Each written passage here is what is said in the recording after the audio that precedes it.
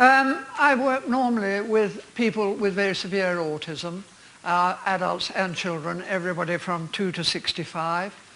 And I'm working with a an approach which is called intensive interaction, which is basically using body language to communicate. Now, with people who otherwise we feel we're completely out of touch with. I want to start by pointing out something to you, and that is that everybody in this room has a different perception of reality. And basically, I know mine's right and yours is wrong, because that is what my senses tell me. Now, if you have autism, your senses are going to give you a very scrambled picture. And although your eyes and your ears and your sense of touch may be working perfectly well, on the way to the brain it's getting scrambled, and we know what happens. If you want I haven't got time to show you a lot of the video, I'd like to, but there's something on YouTube. If you Google my website, you'll get a link, which is a short clip by a woman called Weird Girl Cindy. I don't know if any of you have seen it, but she has taken a film, and she says it's fine when they're just herself and she can watch it in the room. But if a lot of people there, it's too much distraction and her brain just crashes. She says her brain is like a dial-up modem rather than a cable modem. If you give a dial-up modem too much data, it'll crash, and that's what happens to the autistic brain. It's a very, very salutary piece of film. I showed it to the British Psychological Society about a year ago, and their jaws dropped, because it's terribly easy for us to say, oh yes, she's sensitive to light, but to actually know what that means in terms of what's happening in the brain is something quite different. What's happening in auditory terms. Now, the trouble is that we make behavioral judgments, and we base our strategies on our own version of reality and not the version of reality that the person we're engaged with is. And I just want to illustrate that to you because Lynn was talking about how people make mistakes. We make mistakes too. A young man in a day center, I was told, that I went to see recently, I was told he was sexually deviant because he had stripped the T-shirt off a female support worker. And I said to him, I said to them, you know, what color was the T-shirt? And they said, well, it's black with white stripes. And I said, does he do it when she's wearing a plain T-shirt? No. There's nothing sexual in that at all. The young man is experiencing scotopic sensitivity, which is a distortion which comes from particular visual experiences. And so the answer is there not to rush him off to the nearest psychologist, but for the sport worker to wear a plain T-shirt. We make mistakes. And we make them mainly because we do not understand what's going on in sensory terms. Autism is a sensory issue.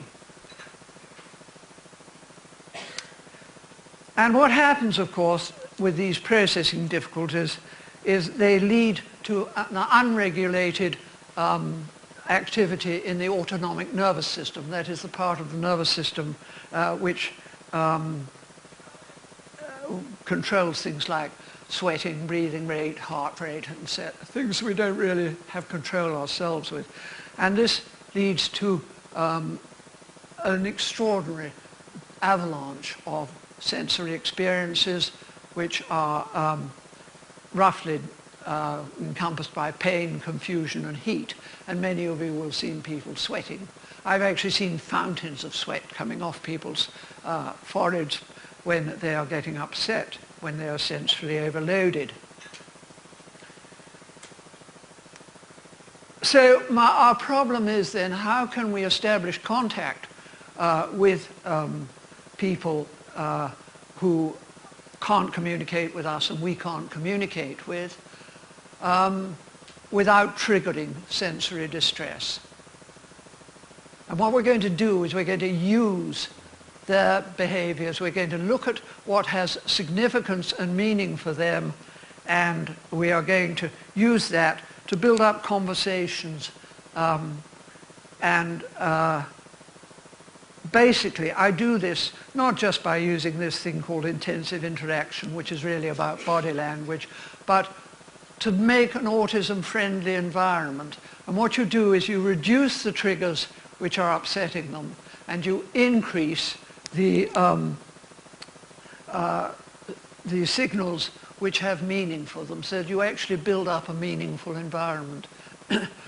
If I could just illustrate that by a man I worked with the other day who has hit himself so much that he's blinded himself in one eye, and he has cauliflower ears. And I was able to reduce. What you're doing is you're transferring their interest from the repetitive behaviors they're doing to themselves, in his case was that, to something, an activity which actually can be shared. Now, he was also making sounds, so I used his sounds to, and when he went, ah, I went, ah, ah. I am not copying him.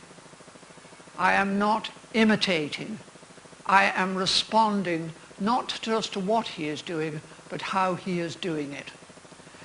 And I got him quiet within about 20 minutes. And I taught his key worker to do this, and the head of the section. And they really made a very good job of it. But every now and then he goes off again, and that's when somebody screams down the passage. Now that scream has a particular frequency in it, which really, really hurts him. So you've got to reduce the inputs which are hurting people, and increase the inputs which have immediate significance and don't jam up the processing system. Now, we're talking about mostly people with very severe autism. I have to say that it also works with more able people. I worked with a young man who types fluently in Hebrew and English. He has no speech. But somebody emailed him and said, well, you know, don't you find it a bit patronizing and humiliating when somebody uses your body language to communicate? And this is what he answered. He said, no. When my brain is becoming confused, it's like having a delicious conversation. There is at least one thing which my brain will recognize when it's becoming confused.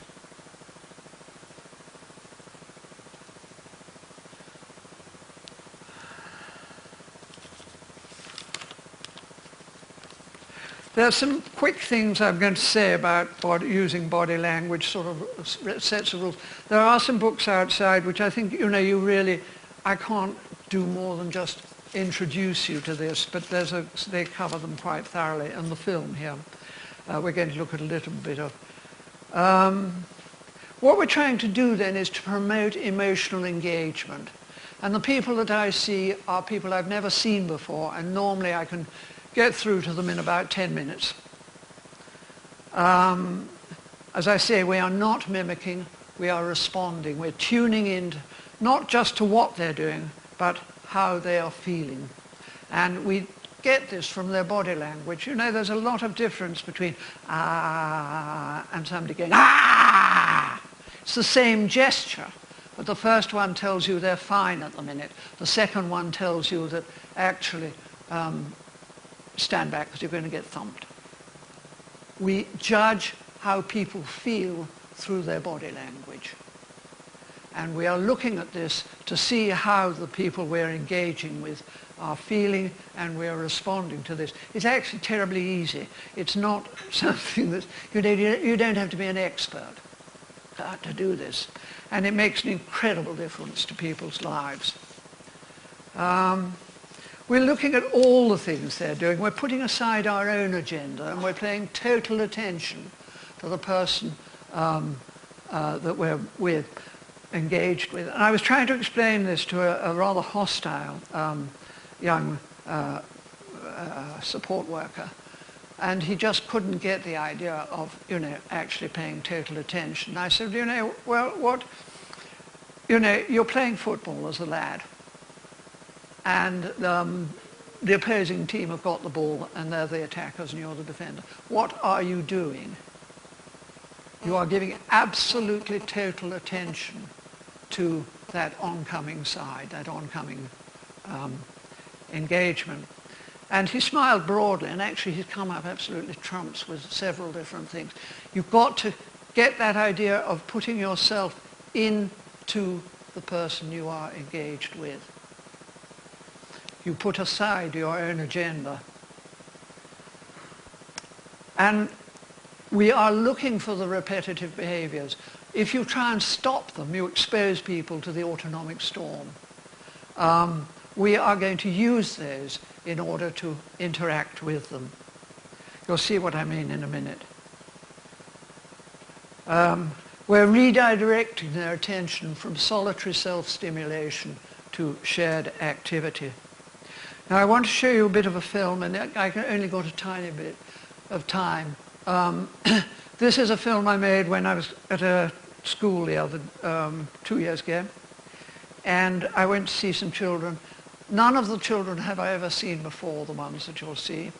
They've all been selected because staff can't get in touch with them at all. The first one is a young man who they're frightened of because he attacks them. And he never gives eye contact. He's not, he's just doing nothing, basically. He looks as if he's got epilepsy because he has various seizures which suddenly go like this, but actually it's brainstem damage. It's not quite the same. And I think we'll go for that now. Just let me, if I can get this thing. Yeah. Hang on, can't see the, what's it?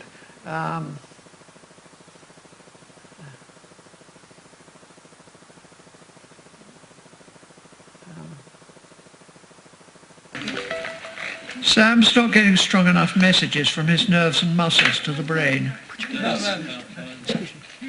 Periodically, he gives himself powerful muscular stimuli by extending his arms and legs until they're rigid.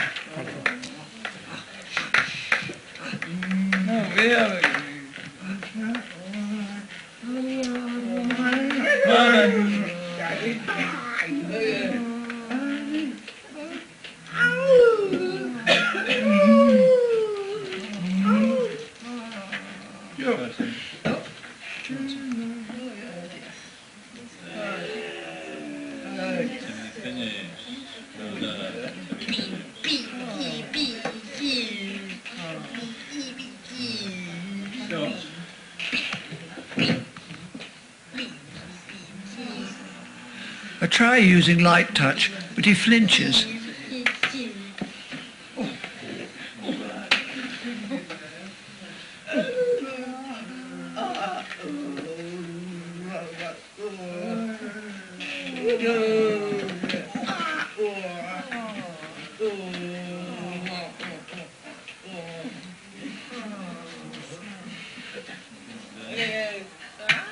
But it works later on when I use firm pressure.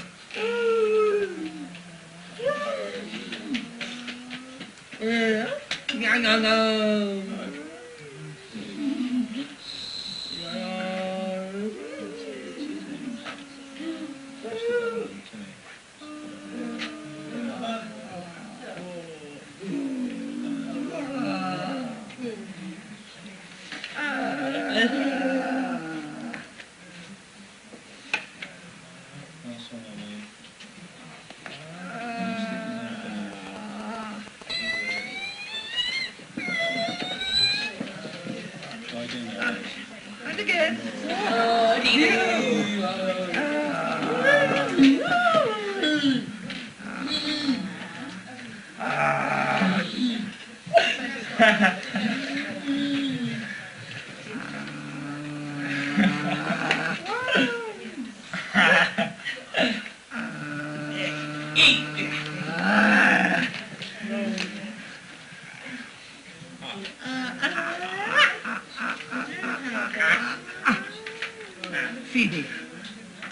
Phoebe. That's a joke. Phoebe. Phoebe. Phoebe. Good. Phoebe. You can't teach anybody anything unless... Sorry, no, keep it off.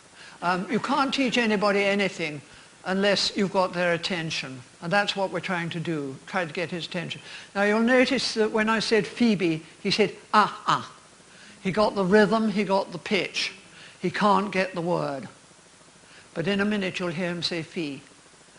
I wish I knew what I was doing completely here. Phoebe. Phoebe. Ah. Phoebe. Phoebe. Phoebe.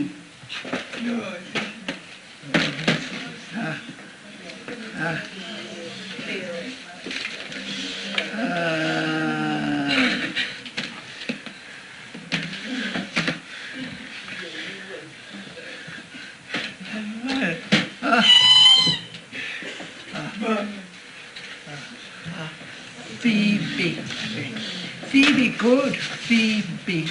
Good. Good, yes, good. Good. Good. Phoebe. And where? And where?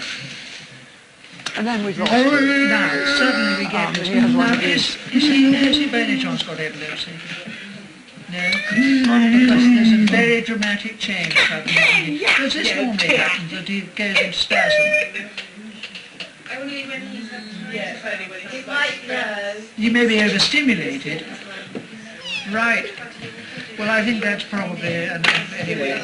Thank you very much indeed. Peter's very withdrawn. The stimulus he's giving himself is through wriggling his feet.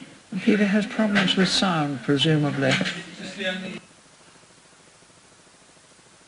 That lad has really landed in clover. He's gone to he's left school and gone to a home where they do this with him pretty well all the time. His desperate, distressed behavior has reduced to more or less minimum. I wish I could say the same about all the people. The transition between school and being in the community is a very rough ride indeed. And the one after next landed in a place where, well, I'll tell you when I get there. This young man it's not just the facial language you're looking at, it's the whole body. This young man talks to himself simply by tapping his foot on the ground. So I'm going to use that to respond to him.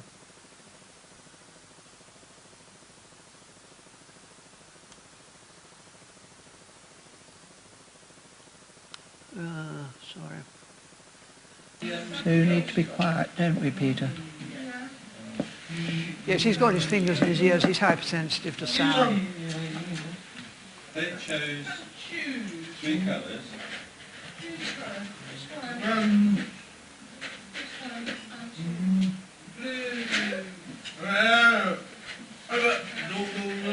They had 3 colours.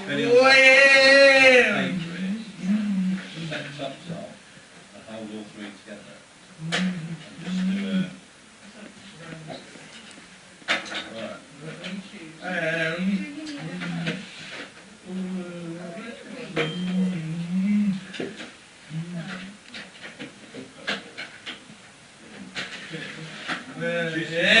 Sam.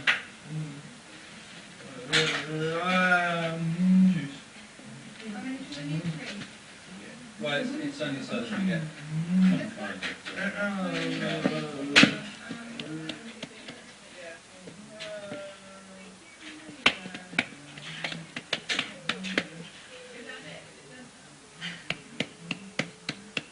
He's low on proprioception. I'm giving him a proprioceptive stimulus. That's pressure. The further away it is from the brain, the more she can cope with touch. Peter? Very often they can cope with touch on the feet where they can't cope with it on the rest of the body. But he clearly quite likes that. Yeah. How about this one? Peter? Thank you.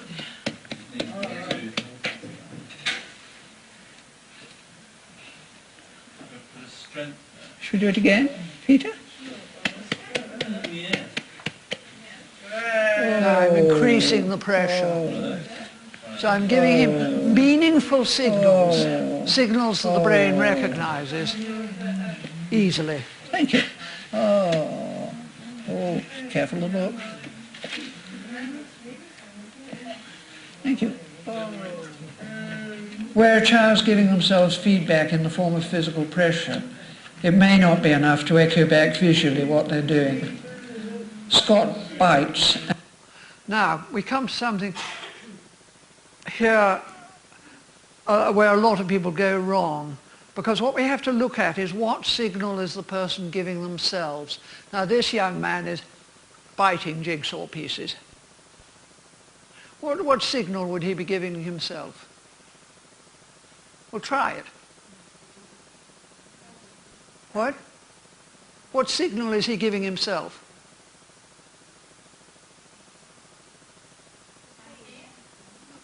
It's a physical pressure, isn't it?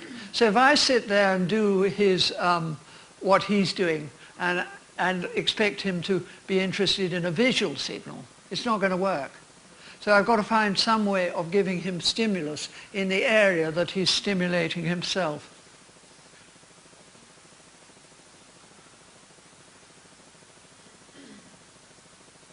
And choose jigsaw puzzle pieces, placing pressure on his lips and teeth. He's not interested when he sees that I'm doing the same.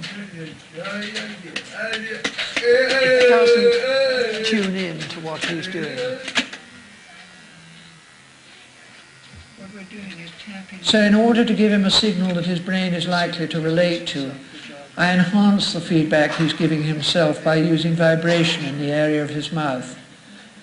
And I ask his teaching assistant to introduce the vibrator slowly by placing it on the back of the chair near his head. And it's actually relieved by chewing and vibration.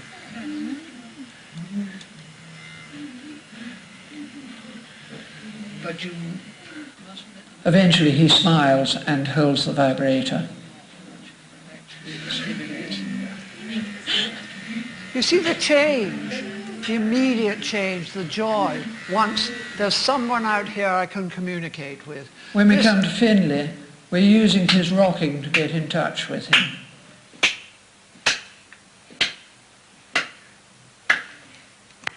This young man has vestibular problems, his balance, and so he is rocking in order to give himself a jolt which actually has meaning for him.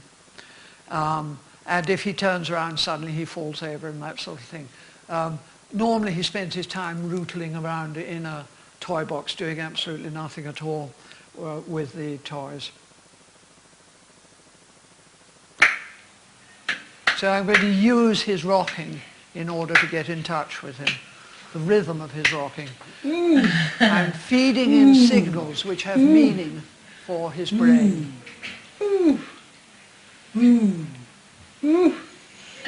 And you see immediately how he starts to engage with us. Let's try and hold it a bit. And he's really interested in what we're doing and he's looking for one of us to the other. And again, you want to build up the tension, to extend the time.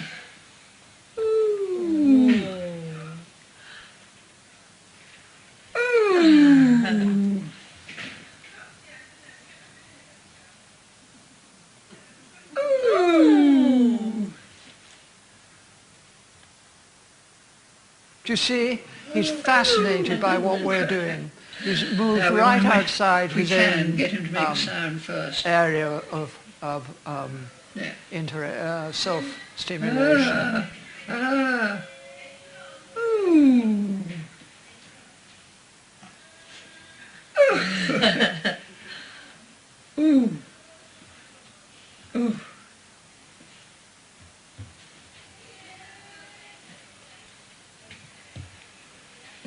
And then he introduces something new here. It's entirely his thing. And he's absolutely delighted by this.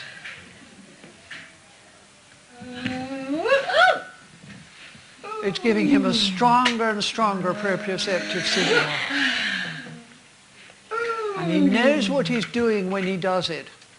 In a world that's confusing in his brain, he knows exactly what he's doing. How is that really with him? Just concentrating on what he was doing and Sort of focusing the focus into him and being really aware of what he was doing, how he was doing it, and what that said about how he felt. And just listening to him. Yes, listening in the sense that one listens with all one's senses. Absolutely. I think I would look to, using, as I say, a swing and trampoline, because of this, he really likes that jolt. And that makes him sort of centre himself, does it? That's sort of that yes, he knows where he is what in his he's space. doing when he gives himself a jolt. Like that. Right. If your vestibulus, your balance system's all over the place, if you give yourself, you're giving yourself a jolt, And then it actually centres it centres you. And really this is part of what we call central integration, and it's another part of what we do to try and bring signals which the body understands. So we're not only giving them physical stimuli, and we're also giving them stimuli that the brain can take on board immediately, which taps into their behaviour. So because they feel centred and because the balance is right, they're more able to... Then they're more able to connect. To focus on right. what's happening in somebody else. We just do look at one more. Well, he finds it very difficult to join in anything, and he wanders about randomly.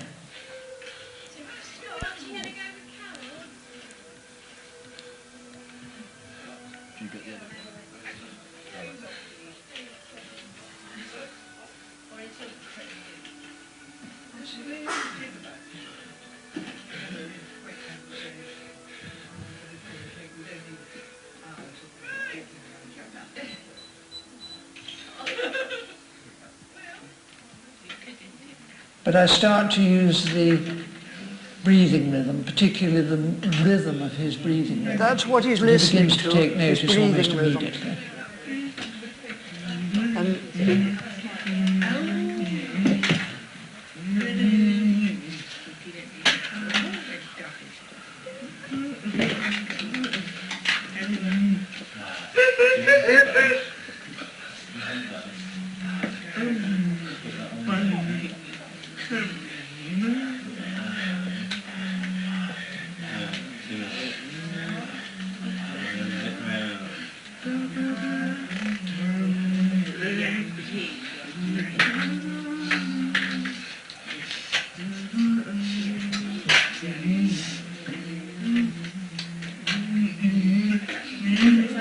And I've never seen Ollie Friday do that.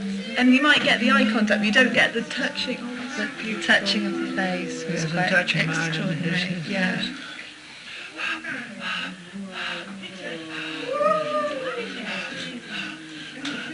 And it started with the sound, actually.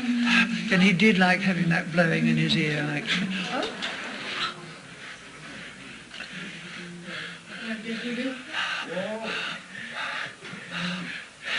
His whole face is lifting. It's The stress. he's so happy.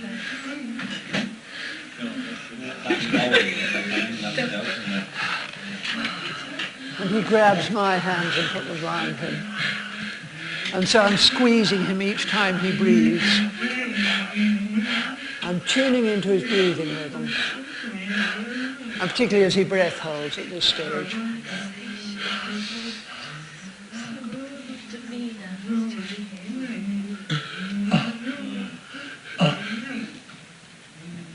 He's so relaxed. Look at his face, all the lines are Well, you're going to enjoy doing this, aren't you? If it works like that, we'll be doing... You will be able to. It's a technique, it's not just me. The three girls, the assistants that are working with him at the moment, we were all amazed at the level of interaction. Just the way he went from being a young man who very rarely gives eye contact, really doesn't want to be near anybody, kept coming back to you, and asking you for, Taking my hand and doing taking it. your hand, and the beaming smile.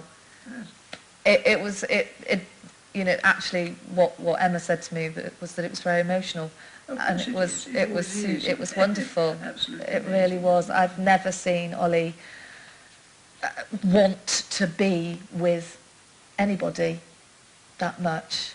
What I was doing actually was he breath holds. I've never seen Ollie want to be with people so much. That, I think, is absolutely critical. Can we have the lights now, please? I can't show anymore. The film is on sale outside. That's the plug. It's in 3 parts. It's a training film. The first part is myself and the Royal College of General Practitioners champion for people with learning disabilities, having a discussion about the sensory nature of autism, followed by this bit.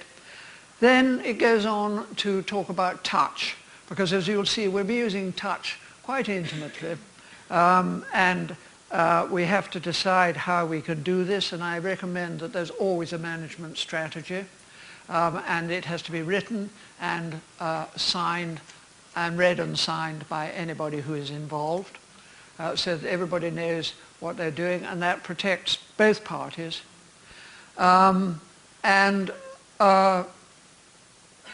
The third part is what you've seen there as highlights. The third part is an uncut 20-minute interaction with a child who starts by pushing me out of the door and is totally interactive within 20 minutes.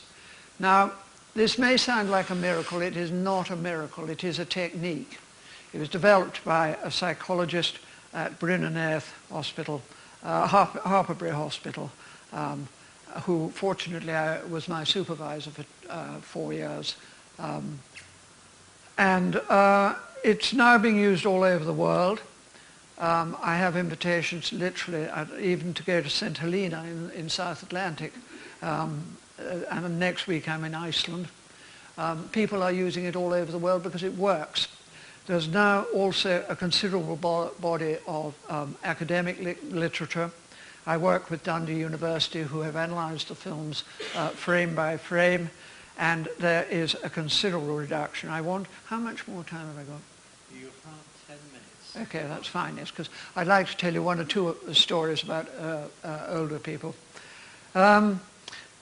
It's not a cure for autism. What it is a way of establishing contact. If you stop, they will regress.